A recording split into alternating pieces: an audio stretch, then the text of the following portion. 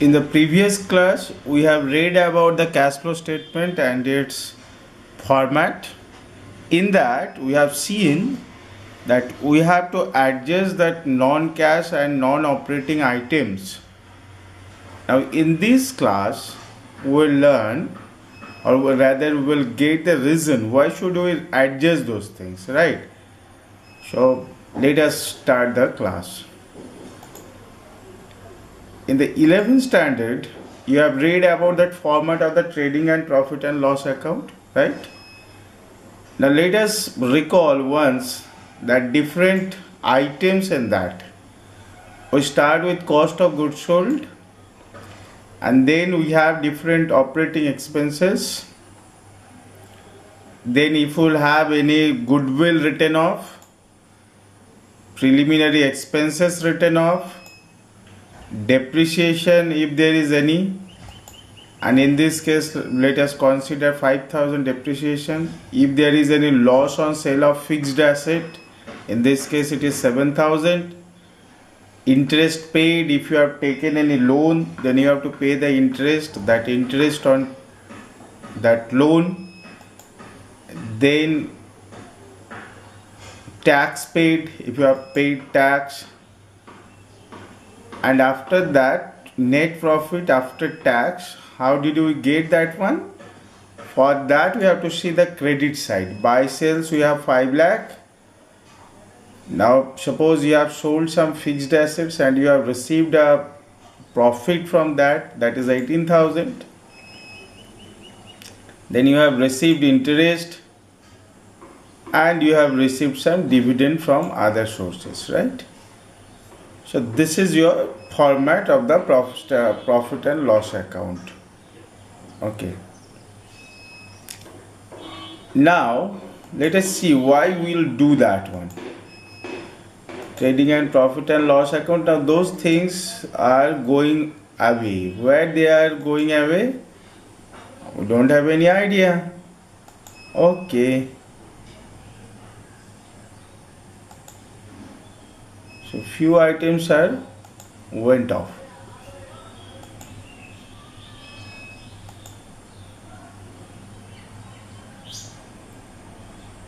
Now what is left?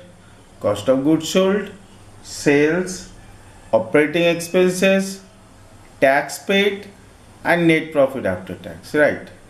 And if you see these items properly, then you will find these all are related to operating activities.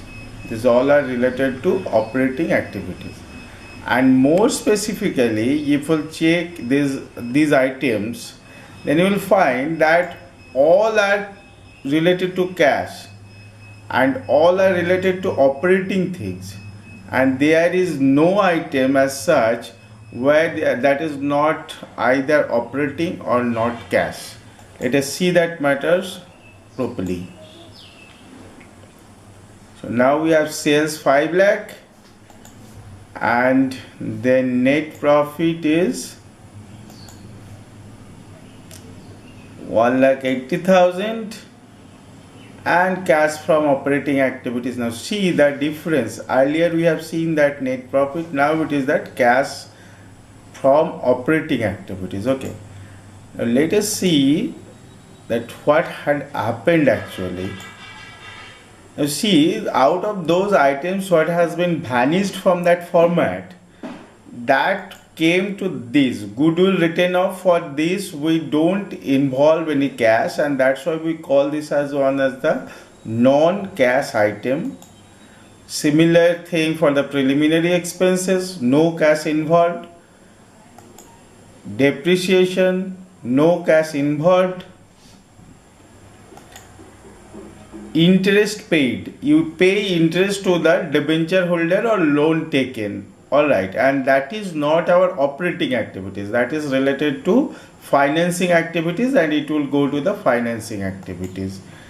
And then comes that investing activities, loss on sale of fixed assets related to fixed assets, that's why it will go to the investing activities. Profit on sale of fixed assets, it is also related to fixed assets, and that is all why it will go to the investing activities. and interest received, it is also investing activities, right? And dividend received too. Now that same thing what I have shown you in that format, that same thing can be calculated in this way as well, and we call that one as the cash flow from operating activities. Let us see how it is happening or what it is happening. So we are starting with the net profit 1,64,000, right? With that we are adjusting that non-cash and non-operating items. In that we have written that goodwill written off. Why we have added back? Because it is non-cash item. Goodwill written off, it is a non-cash item, therefore we have to add it back, right? Then we have preliminary expenses. The reason is same, it is a non-cash item. Then we have depreciation. The reason is same, it is a non-cash item. Then we have loss on sale of fixed asset. It is loss and we have deducted earlier, so we have to add it back. Then we have interest paid. It is not our operating activity, that's why it will come here. Next we have profit on sale of fixed asset, okay, that we have to deduct, and that's why I have kept that one within bracket.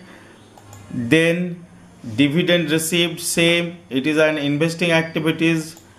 Then interest received, same, it is an investing activities. And therefore if we will get the add or subtract these things, then what we will get, that will be called as the cash flow from operating activities, and in this case it will be 1,80,000. Okay guys, I hope that problem what you had yesterday regarding that adjustment of this non-cash and non-operating activities, I hope that is clear. Thank you. We'll meet in the next class.